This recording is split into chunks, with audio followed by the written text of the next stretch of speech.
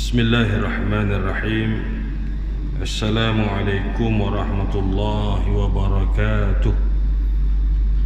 Innal hamdalillah nahmaduhu wa nasta'inuhu wa nastaghfiruh wa na'udzu billahi min shururi anfusina wa min sayyiati a'malina. Man yahdihillahu fala mudilla lahu wa man yudlil fala hadiya lahu. Asyhadu an la ilaha illallah wahdahu la syarika lahu wa asyhadu anna sayyidana Muhammadan abduhu wa rasuluh. Allahumma salli wa sallim wa barik ala sayyidina Muhammad wa ala ali sayyidina Muhammad kama sallaita wa sallamta wa barakta ala sayyidina Ibrahim wa ala ali sayyidina Ibrahim fil alamin innaka Hamidum Majid. Rabbi shrah li sadri wa yassir li amri wa hlul 'uqdatam min lisani yafqahu qawli. Subhanaka la ilma lana illa ma 'allamtana innaka antal alimul hakim wa la hawla wa la quwwata illa billahil aliyyil azim. Amma ba'd. Al-Fadil Tuan Imam, Ahli Jawatan Kuasa Masjid Barisan Pegawai Masjid, para ustaz, ustazah, pimpinan-pimpinan masyarakat, tuan-tuan haji, puan hajah, yang datuk-datuk, datin-datin, tuan-tuan haji, puan hajah, para jamaah muslimin muslimat yang dirahmati Allah sekalian. Alhamdulillah, terlebih dahulu marilah sama-sama kita merafakkan syukur kepada Allah Subhanahu Wa Taala dengan inayah dan izin Allah. Kita masih lagi diberi ruang dan juga peluang oleh Allah Subhanahu Wa Taala untuk terus kita berada di alam ini, meneruskan kehidupan kita sebagai hamba-hambanya, melaksanakan titah perintah Allah, meninggalkan tegah dan larangnya. Alhamdulillah, kita merafakkan syukur juga kepada Allah Subhanahu Wa Taala dengan inayah dan izin Allah kita masih diberikan kesihatan, kekuatan, keupayaan, kemampuan, kemudahan. Lebih-lebih lagi tuan-tuan, dalam keadaan kita berhadapan dengan pandemik COVID-19 ini yang sebenarnya kita dalam keadaan belum selesa. Kalau kita lihat statistik yang telah dikeluarkan oleh Kementerian Kesihatan Malaysia pada hari ini, bahawa kes kita mendadak meningkat tuan-tuan kepada 21 kes positif. Satu situasi yang mengejutkan kita setelah kita bermain dengan satu angka sebelum ini. Tiba-tiba kita berada dalam situasi dua angka, bahkan dia telah melebihi angka 21 kes hari ini tuan-tuan. 6 kes import dan 15 kes tempatan, menjadikan kepada kita rasa macam kita kembali dalam keadaan berasa gerun tuan-tuan untuk berhadapan dengan situasi di luar. Justru itu kita sangat mengharapkan bersama-sama untuk kita dalam konteks menjaga kesihatan kita sendiri, dalam erti kata apa tuan-tuan, segala apa yang digariskan dalam prosedur operasi standard ataupun SOP, hendaklah kita memberi penekanan. Tidak bermakna hanya di masjid sahaja tuan-tuan kita menjaga SOP-nya dengan sembahyang berjarak-jarak seumpama ini, tetapi di luar sana kita mengabaikan SOP ini dengan tidak menjaga. Antara perkara yang diberi penekanan ialah penjarakan sosial. Bukan bermakna tuan-tuan dengan penjarakan sosial ini kita tak bergaul dengan orang, tidak, tetapi sama-sama menjaga dengan kadar jarak sekurang-kurang 1 meter kalau boleh tuan-tuan, kita dengan orang yang kita pun tidak bukan serumah. Kalau serumah lain cerita, yang bukan serumah dengan kita. Sebab itu antara hikmah tuan-tuan, walaupun dikritik oleh sebahagian masyarakat tentang situasi kita solat dalam keadaan penjarakan ini, namun tuan-tuan, di situlah tarbiyahnya kepada kita supaya apa tuan-tuan, kita mengamalkan kebiasaan baru dalam erti kata kerana pandemik COVID-19 ini belum lagi berakhir. Bahkan di luar sana, di negara-negara lain tuan-tuan sedang mencanak meningkat. Cuma negara kita je dalam keadaan agak terkawal. Namun sehari dua ini dah nampak kita bimbang diumumkan kembali PKP tuan-tuan. Sedang kita dah menuju ke arah kira dalam bentuk pemulihan.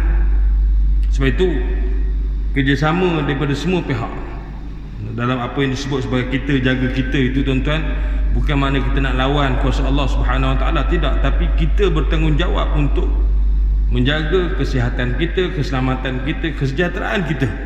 bersama-sama dengan mematuhi SOP-SOP yang telah ditetapkan dalam masyarakat, dalam pergaulan, dalam dalam muamalah kita seharian itu. Mudah-mudahan tuan-tuan kita dilindungi oleh Allah Subhanahu Wa Taala daripada berlaku ataupun terjadinya gelombang kedua seperti mana yang berlaku kepada beberapa negara di luar sana, muslimin muslimat yang dirahmati Allah sekalian. Jadi hari ini kita dah masuk 30 Zulqaidah, bermakna sehari ataupun hari esok hari terakhir tuan-tuan. Walau bagaimanapun kita menunggu pengumuman oleh penyimpan Mahkamah Besar Raja tarikh 1 Zulhijjah itu, kerana ikutkan tengok anak bulan hari besok ya. Bagi penetapan jatuhnya 1 Zulhijjah itu pada bila. Ada orang tanya saya baru ni, kenapa pula raya kan lambat lagi, takkan Selasa dia tengok anak bulan? Saya kata iyalah ya, sebab nak menentukan bila jatuhnya 9 dan 10 Zulhijjah. Kita raya 10 ya, 9 tu wukuf di Arafah. Dia tak sama macam Aidilfitri 1 Syawal tu raya tu, yang bila pengumuman tu raya itu ditentukan berdasarkan anak bulan Syawal itu bila mula terbitnya. Zulhijjah di awal, sebab kita raya bukan 1 Zulhijjah, kita raya 10 Zulhijjah. Oh ya, kata dia, boleh terperasan tuan-tuan. Jadi besok tugas-tugasan melihat anak bulan akan dijalankan dan akan diumumkan oleh penyimpan Mahkamah Besar Raja tarikh di negara kita pegang 1 Zulhijjah itu bila. Kalau dikatakan besok tuan-tuan adalah akhir kepada Zulqaidah ini, bermakna lusa bagi sesiapa yang berhasrat untuk melaksanakan ibadah korban, hendaklah dia mengambil perhatian, iaitu dengan menjaga perkara-perkara yang ditegah oleh baginda Nabi sallallahu alaihi wasallam dalam perihal bagi mereka yang akan melaksanakan ibadah korban. Antara perkara yang diperingatkan oleh Nabi SAW ialah bila mana seseorang itu idza dakhala al-ashru, bila mana masuknya 10 hari yang pertama daripada Zulhijjah, wa arada ahadukum an yudahhiya, dan ada di kalangan kamu berhasrat berniat untuk menyembelih korban, fala yamassa min sya'rihi wa basharihi syai'an, maka janganlah dia mencabut barang sesuatu daripada kulitnya ya, dan juga dari rambutnya barang sesuatu. Bermakna kata fuqaha, walaupun perkara ini khilaf di kalangan para fuqaha, sebagian mengatakan larangan Nabi itu bersifat wajib ditinggal, maknanya wajib dipatuhi, makna tak boleh kita cabut kuku, potong rambut dan sebagainya. Namun perkara ini dalam kita mazhab Syafi'i berpandangan bahawa dia adalah satu perbuatan yang dikategorikan sebagai makruh tanzih ya, mana makruh yang hampir-hampir dah kepada haram tuan-tuan ya. Itu kena ambil penegasan di situ. Jadi siapa-siapa yang akan melaksanakan ibadah korban pada tahun ini bermula pada 1 Zulhijjah, hendaklah dia menahan dirinya daripada macam ibarat seperti orang ihram tuan-tuan ya. Orang ihram tu begitulah keadaannya. Tapi kita tidak menunaikan fardu haji, cuma orang ihram dia tak boleh langsung, maka kalau dia buat dia kena denda dam. Kita makruh, dalam kategori itu makruh, iaitu kita tidak menggunting rambut, mencukur atau mencabut bulu yang ada pada tubuh badan kita, tak kira lah bulu ketiak ke apa semua tu kan. Ada setengah orang di tabiat dia cukup cabut bulu hidung, tak boleh tuan-tuan ya. Itu pun sama, berbulu ataupun rambut yang ada pada tubuh badannya, dan juga memotong kuku sehinggalah hari dia menyembelih korban. Sehinggalah hari dia menyembelih korban. Ini peringatan ini biasa kita peringatkan bersama tuan-tuan setiap tahun. Tapi ialah kerana ibadah korban ini ibadah tahunan, barangkali mungkin ada di kalangan kita yang terlupa, terlajak, maka sama-samalah kita memperingatkan. Jadi besok seboleh-bolehnya tuan-tuan potonglah ya, kuku. Tidaklah macam beruang orang kata ya, panjang dah lah sekarang tak potong, datang pula nak nyampai 10 hari lagi. Bukan gayanya tuan-tuan. Itu adalah kena yang ada setengah orang dia suka simpan kuku. Kita dalam Islam tuan-tuan ya, makruh simpan kuku ni ya. Di tabiat orang dulu dia suka simpan anak jari ni dia anak jari ni ada je kuku panjang tu. Tapi dululah orang sekarang ni tak minat dah mungkin, tuan-tuan. Jadi itulah dia peringatan bila mana masuknya 10 hari ataupun 1 Zulhijjah, maka hendaklah kita menahan diri daripada memotong kuku atau mencabut atau menggunting rambut ataupun apa-apa bulu yang ada pada tubuh badan kita, sehinggalah hari kita menyembelih korban. Tuan-tuan muslimin muslimat yang dirahmati Allah sekalian, dalam pada itu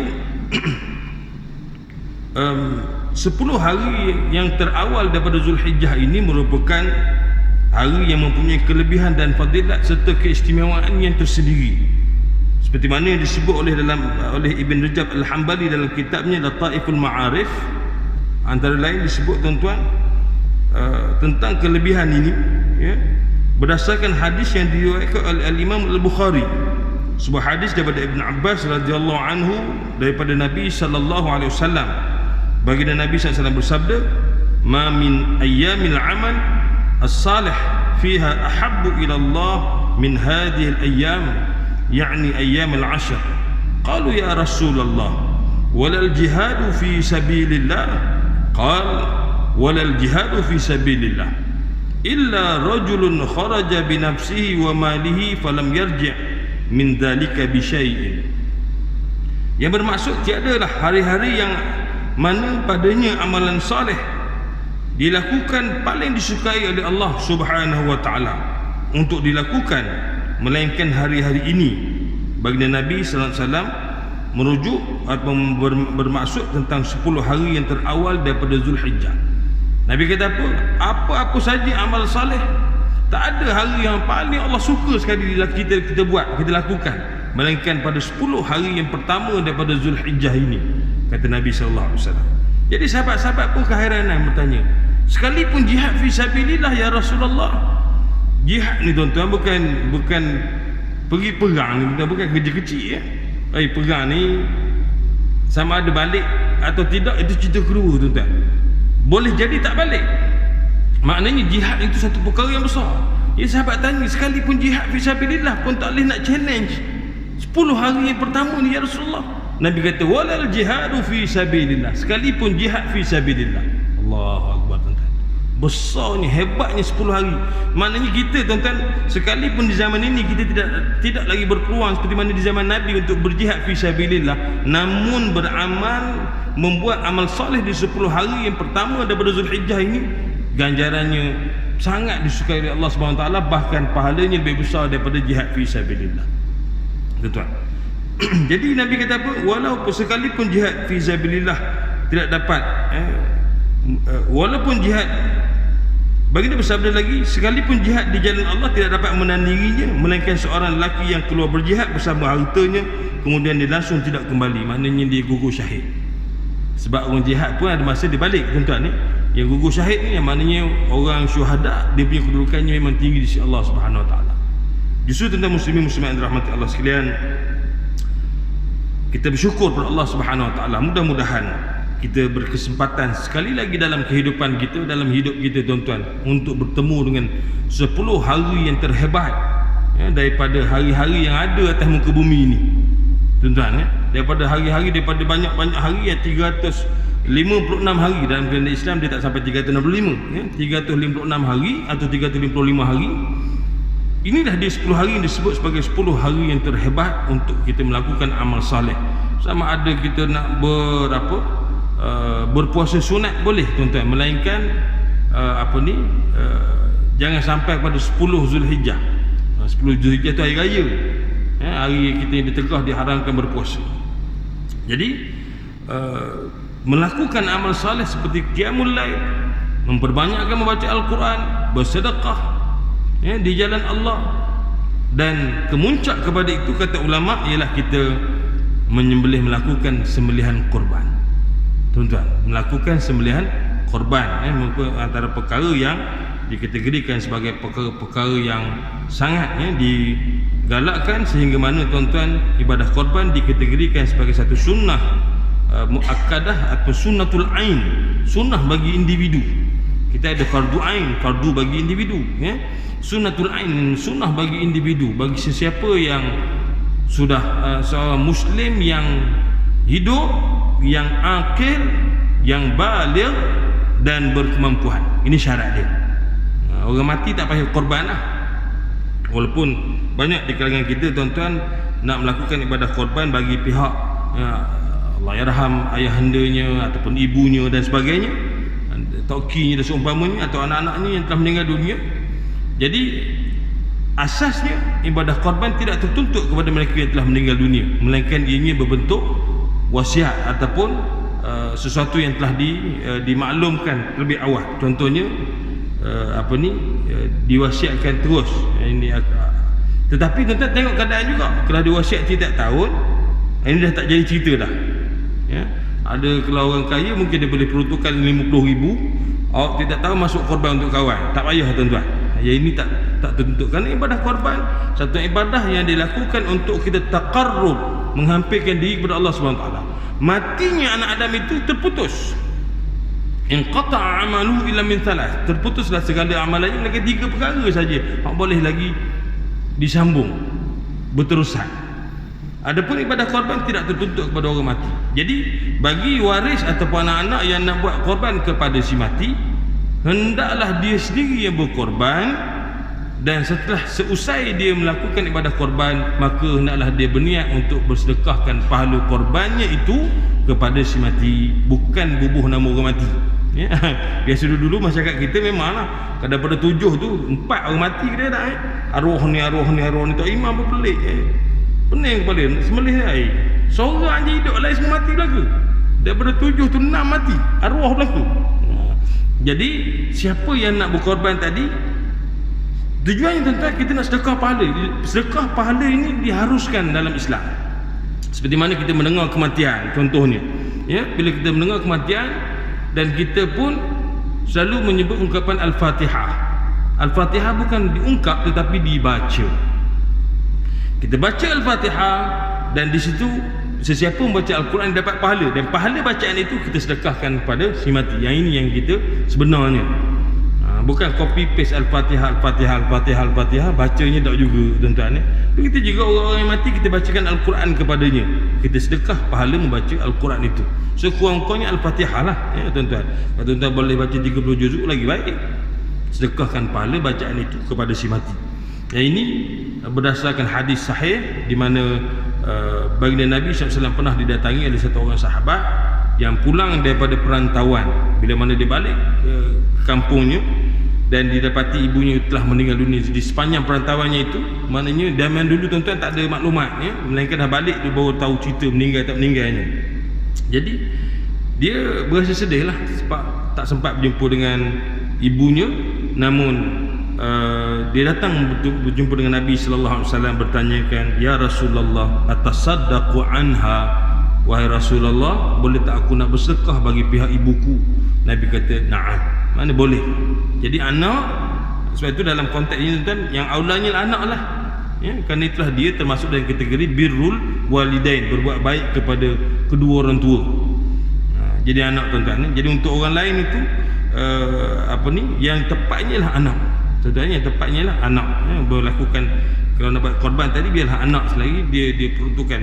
Dia kata kadang-kadang masyarakat kita tak, saya nak masuk juga ustaz. Ya tak apa, awak masuk seekor pun awak 7 nama buat apa? 7 bahagian tu untuk nama awak seorang buat apa? Bukan tuan-tuan, kalau kita mampu 10 ekor kita seorang buat apa? Kita ni semuanya bajet ciput je, cari hak lembu paling murah kadang-kadang tuan-tuan ya. Hak yang paling murah, hak yang dia punya paling sedikit ya. Berapa? 400 nya kawan dia. 400 tuan-tuan. Tapi kenapa? Kita tengok dari syarat yang saya sebut tadi tuan. Muslim yang hidup, yang akil, baligh. Akil tu mana sempurna akal. Normal lah tuan, waras ya. Baligh sudah cukup umur. Budak-budak ni tak dituntut lagi sebab amalan mereka ini belum lagi dikira kategori dosa pahala lagi sebab dia belum mukallaf. Dia tak baligh lagi tuan, tak cukup umur lagi. Ya. Tapi kalau nak buat sah, tak ada masalah. Kalau ada satu orang tu dah satu keluarga ya. Dia ada anak sampai baby pun ada. Dia nak 7 tu keluarga dia lah ke? Tak ada masalah, sah. Namun keutamaannya lah kepada orang yang sudah mukallaf ya, orang yang telah ditaklifkan tuntutan ibadah, dia dah ada dosa pahala tuan-tuan. Jadi tujuannya ialah taqarrub kepada Allah SWT, itu namanya qurban. Jadi setelah itu, dan yang syarat yang terakhir ialah berkemampuan. Itu cerita dia. Jadi berkemampuan inilah yang biasa yang berlaku dalam masyarakat. Orang tanya, ustaz boleh tak saya kongsi dengan kawan-kawan? Ini biasa soalan timbul di kalangan pelajar-pelajar universiti lah tuan-tuan, ataupun IPT ya. Dia ada ada satu bahagian, ada sekarang ni purata satu bahagian 600 atau 600 kita katakanlah tuan-tuan. Dia ada 6 orang, kami buat collection 100 orang. Boleh tak buat korban? Dari sudut korbannya boleh dibuat, tapi satu nama sahaja. Namun orang seumpama ini, kenapa dia tulis 100 orang, kenapa tak terus 600? Kami tak mampu ustaz. Jadi tak mampu sebenarnya belum lagi tertuntut kepada dia untuk melakukan ibadah korban. Belum lagi. Jadi orang macam ni tak perlulah disusah hati ya. Bila dia mampu besok.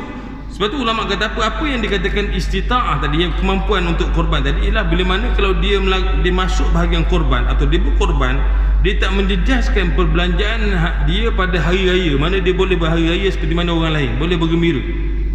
Bukan memang dia masuk korban sebulan dia jam tak dapat makan, short 600 belanja tu. Dia mungkin dia macam budak-budak IPT 600 boleh belanja mungkin berkali sebulan lah katakan ya. Kerana dia masuk 600 terus sebulan dia short tak dapat makan, dia jatuh apa-apa ke dana. Ni tak boleh tuan-tuan. Orang ini dianggap sebagai tidak mampu. Tapi kalau kita tuan-tuan keluar RM600, kita tak terjah apa-apa, boleh makan minum macam mana biasa, maka sebenarnya kita mampu. Sebenarnya kita adalah orang yang berkemampuan. Orang inilah yang dituntut untuk melaksanakan ibadah korban. Tapi ramai tuan-tuan di kalangan masyarakat, dia cepat sangat angkat bendera putih. Kau tak mampu gayanya ya. Satu kadang kita malu tuan-tuan. Orang yang masuk korban ni orang susah ramai ya. Orang susah ramai yang kutip macam kita cerita tahun lepas tuan-tuan, makcik di Indonesia tu, dia kerja kutip botol aja, tapi dia boleh korban seekor lembu untuk dia seorang tuan-tuan. Orang seekor lembu bagi 7, dia seorang. Malu kita ya. Tengok-tengok memang dia dah tu. Setiap kali pendapatan dia simpan dia. Pada awal tahun lagi dah, Muharram lagi dia mula simpan. Kita boleh nak terus tarik Zulhijjah baru nak tarik RM600 mungkin berasa jugalah tuan-tuan. Tapi kalau dia betul nak berkorban tidak tahu, maknanya seawal daripada Muharram lagi dia dah mula menyimpan. Katakan untuk Zulhijjah ni bulan 12, mana dia menyimpan RM50 sebulan. Sampai Zulhijjah cukup dia RM600 tuan-tuan. Sebagai contoh dah ya. RM50 sebulan ni rasanya insya-Allah lah tuan-tuan ya. Mana RM1 berapa? RM1.80 sehari. Lebih kurang lah tuan-tuan ya. Kita cakap kata orang zaman ni lah, dulu-dulu betul RM50 besar ya. RM50 besar. Zaman sekarang RM50 ni kalau pergi ke pasar raya tu, lepas pampers anak susu satu, habis dah RM50. Tak payah bawa troli pun tak apa dah tuan-tuan. Boleh sebek tangan buah bakul aja tuan-tuan yang dirahmati Allah. Jadi kalau kita nekat betul insya-Allah tuan-tuan ya. Cuma pada tahun ini situasi yang kita berhadapan padanya ialah pandemik COVID-19 ini menyebabkan banyak tempat-tempat yang biasa melaksanakan ibadah korban tidak dapat menganjurkan kenapa kekangan demi kekangan. Dan masjid kita pada tahun ini kita buka untuk menguruskan 5 ekor korban sahaja tuan-tuan ya. Jadi kita tak mampu untuk buka ramai-ramai kerana SOP yang agak ketat bagi pengurusan ini. Budak-budak tak boleh datang menonton dan sebagainya, tak ada. Ni tak ada tu. Semua tempat tuan-tuan hanya sembelih di pusat sembelihan. Terus bawa ke sana. Sudah-sudah kita bawa balik daging je, maknanya potong di tempat kita. Itu cerita keadaan. Mana SOP kali ini tuan-tuan ni agak, kenapa? Tadilah kita tak nak berlaku penularan atau kluster baru pula. Esok ni kluster korban dah berbagai lagi dah tuan-tuan. Jadi itulah tujuan antara lain kita pada dasarnya kita mengambil tuan-tuan perhatian dalam perkara-perkara seumpama ini. Muslimin muslimat rahmat Allah sekalian. Baik. Jadi berbalik tadi tentang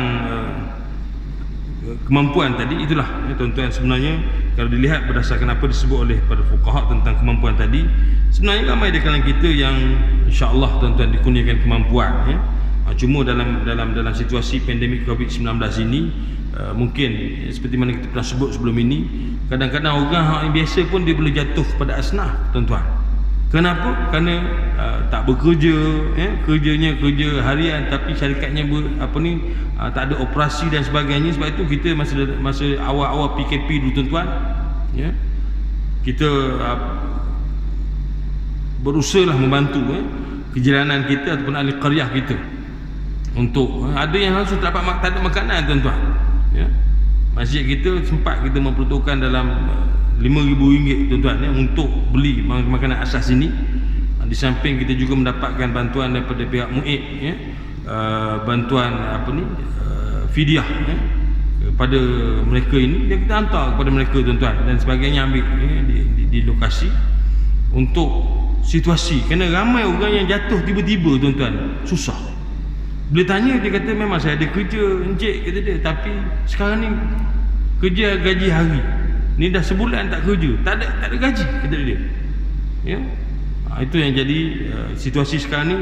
Mungkin ramai yang jatuh asnaf tuan-tuan, jatuh asnaf kepada fakir atau miskin, yang mana melayakkan mereka untuk mendapat sama ada fidyah ataupun zakat lah tuan-tuan. Kita bergantung pada situasi dia. Tapi sekarang dah ramai orang dah mula bekerja, namun kesusahan itu masih lagi terasa.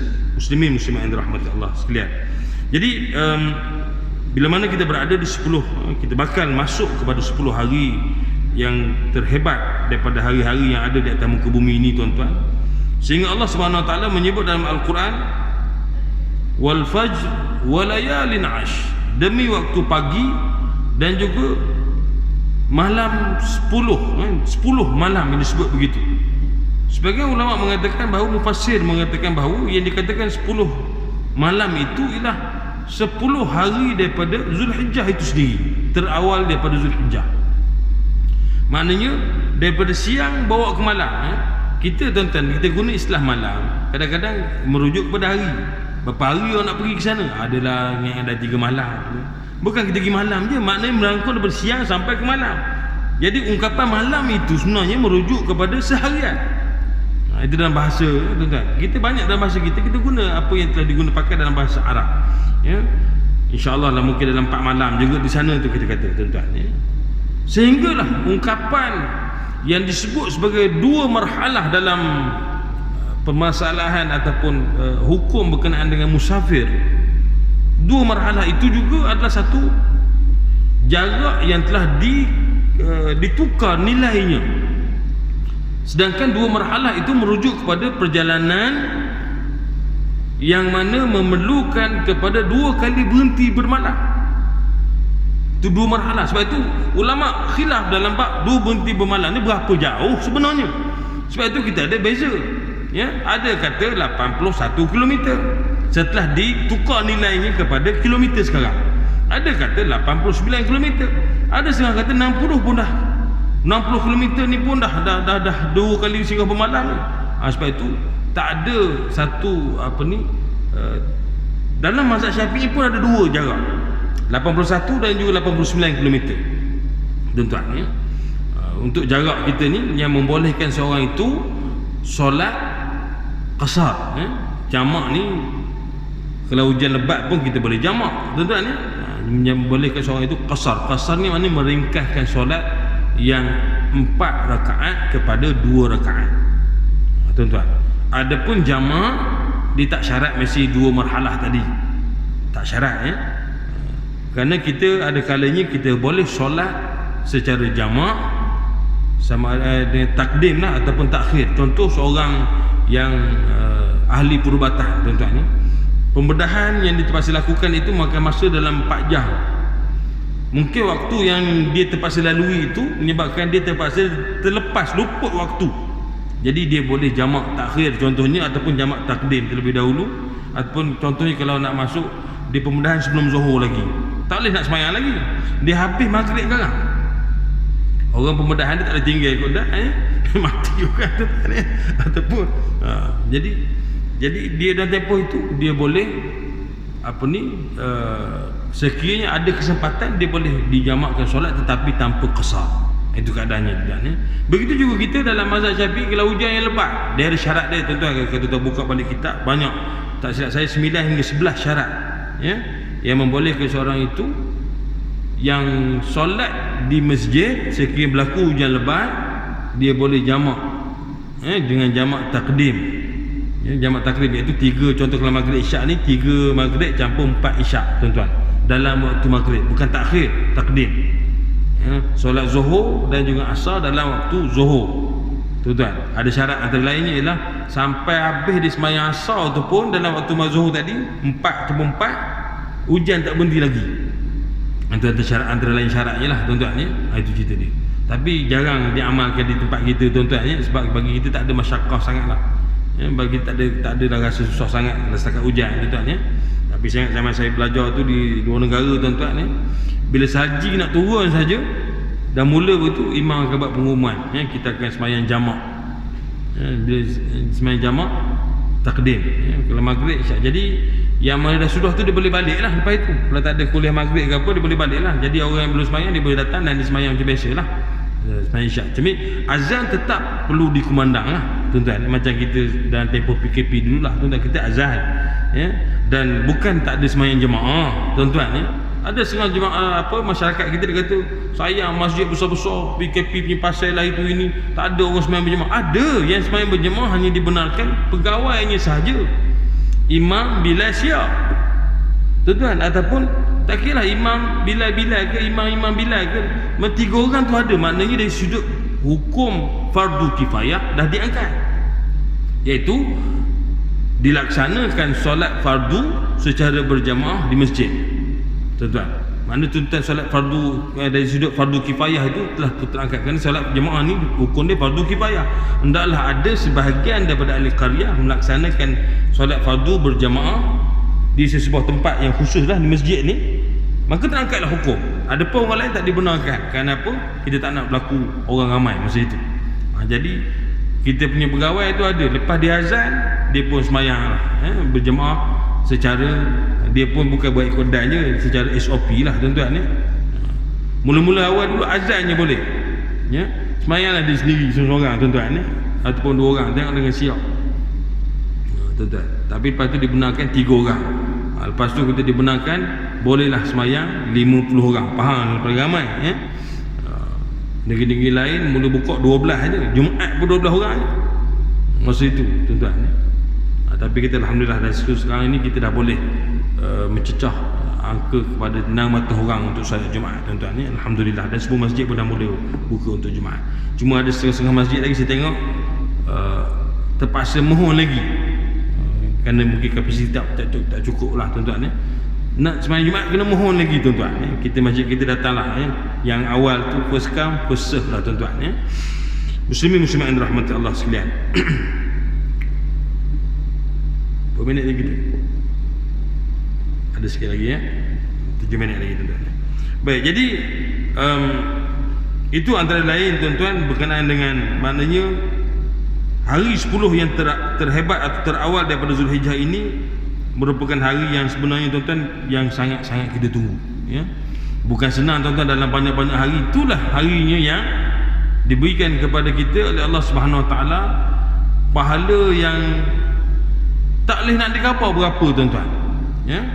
Tak terkabah tak disebut, tetapi dikatakan tak ada hari-hari yang mana seorang itu beramal soleh, solat berjemaah, solat sunat, apa sahajalah tuan-tuan, baca Quran, sedekah, berbuat kebajikan dan sebagainya pada 10 hari pertama daripada Zulhijjah ni, melainkan itulah dia hari yang paling Allah Subhanahu Taala suka sekali kita buat tuan-tuan.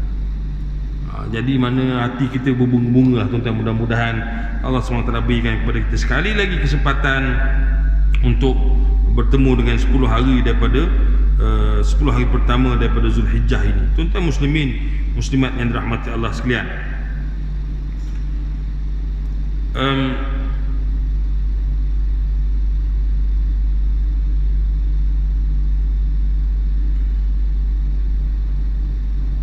dalam riwayat yang lain, antaranya hadis yang diriwayatkan oleh Imam Muslim, baginda Nabi sallallahu alaihi wasallam bersabda, sama juga tuan-tuan, maksudnya hampir sama seperti mana hadis yang kita baca sebentar tadi, iaitu idza raaitum hilal dzulhijjah, bila mana di kalangan kamu melihat anak bulan Zulhijjah, mana nampak saja anak bulan Zulhijjah. Sebab kita tuan, kita ni hari dalam Islam bermula bila mana yang nampak anak bulan ya, nampak 6 bulan maka bermulalah bulan baru. Sebab itu kita tuan-tuan, macam tadi terbenam matahari 29 Zulhijjah habis, 29 Zulkaidah. Maghrib ni dah masuk 30 Zulkaidah. Itu kaedah dia tu. Masuk maghrib bermulalah hari baru. Nabi kata bila kamu lihat di kalangan kamu melihat anak bulan Zulhijjah wa arada ahadukum an yudhiya, dan ada di kalangan kamu berhasrat untuk menyembelih korban, fal yumsik, maka hendaklah dia memegang, maknanya jangan dia memotong, an sya'rihi wa azfarihi, daripada rambutnya, berbulunya dan juga kukunya. Maknanya ungkapan itu, dan seorang di kalangan kalian hendak memotong haiwan korban merujuk pada hukum sunnah, maknanya sunat. Dan kita dalam mazhab Syafi'i kita berpegang pada menyembelih korban ini adalah sunnah, sunnatul ain, sunnatul ain. Sebagian pandangan ulama mengatakan bahawa mana-mana orang sebenarnya korban ini wajib bagi diri dia, tapi dia tidak pergi pada fardu. Tapi kita dalam mazhab Syafi'i kita berpegang bahawa ini adalah pada satu perkara amalan sunnatul ain. Sekurang-kurangnya satu keluarga tu ada seorang yang berkorban. Dalam satu keluarga, tuan-tuan, nak buat semua, ya ahlan wa sahlan, lagi dah digalakkan. Tapi sekurang-kurangnya satu keluarga itu ada satu orang yang berkorban. Cuma dalam konteks sekarang ni, tuan-tuan, bolehlah mungkin tak berkesempatan dengan apa yang dianjurkan oleh pihak masjid dan sebagainya, tuan-tuan bolehlah masuk korban kepada agensi-agensi yang melaksanakan ibadah korban di luar, tuan-tuan, ya. Namun ibadah korban di tempat kita mencari rezeki, di situ yang lebih aula dan afdal. Di mana tempat kita menerima rezeki, tuan-tuan, kita dapat rezeki itu tempat paling afdal sekali. Bukan kata ibadah korban di Kamboja, di Assam, India, di Sabah, mana, tuan-tuan, tak sah dah. Sah hukumnya. Namun kalau nak dicari afdal, inilah dia tempat di mana kita mencari rezeki, tuan-tuan, ya.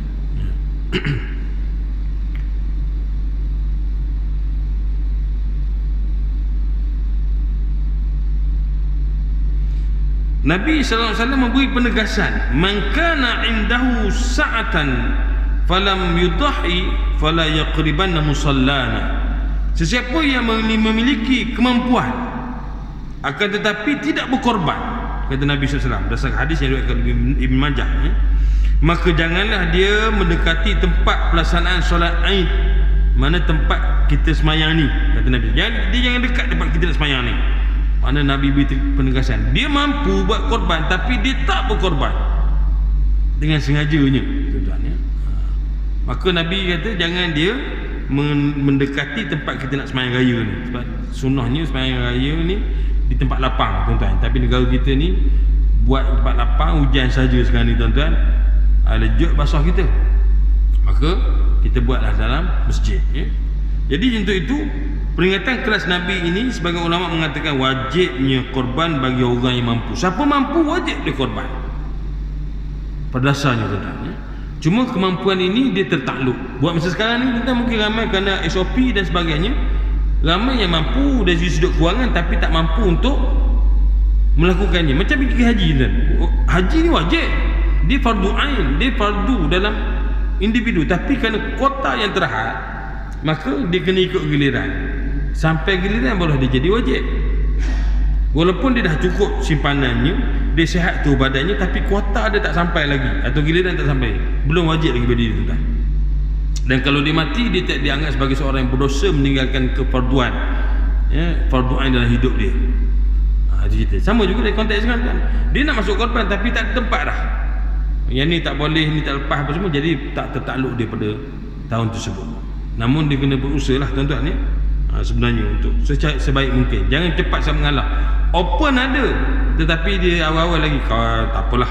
Dan lagi dahsyat, tuan-tuan, orang jual lembu korban tu sendiri tak korban, itu lagi dahsyat, ya. Dia sendiri tak korban. Oh, lembu tahun ni adalah dah 20 ekor sold out, kata dia. 20 ekor tu tak kira lah, kalau seekor 4,000, ya. Tuan-tuan, 40,000, 80,000 dia dah, itu korban berapa ekor. Oh, kau tak dan tahun ni, kata dia. Berat kita kaya, tuan-tuan, ya. Ini berat. Dia sendiri tak berkorban, dia sebenarnya dia mampu sampai tahap boleh jual lah seorang lembu 80,000 tu kan seekor tak lepas, tuan-tuan. Itu cerita dia, ya. Jadi ini perkara ni kena ambil ibrah dan juga pengajaran. Tuan-tuan muslimin semua yang dirahmati Allah sekalian, insya-Allah, tuan-tuan, ya, sama-sama kita memperingatkan sahabat-sahabat kita, saudara kita, sanak saudara kita, tuan-tuan, yang nak masuk korban pada tahun ini, tak kira di sini atau di kampung dan sebagainya, agar Resuk lah ya. Nak gunting rambut lah, nak potong kuku lah ya. Nak cukur bulu dan sebagainya, buatlah esok sebelum kita masuk pada 1 Zulhijjah tuan-tuan ya. Apapun kita tunggu pengumuman pimpinan Maha Besar Raja pada malam esok insya-Allah. Yang baik pada Allah SWT, yang kurang yang tak pada kelemahan diri saya sendiri, mohon ampun, mohon maaf. Aqulu qawli hadza, astaghfirullahal azim li wa lakum. Assalamualaikum warahmatullahi wabarakatuh. Wallahu a'lam.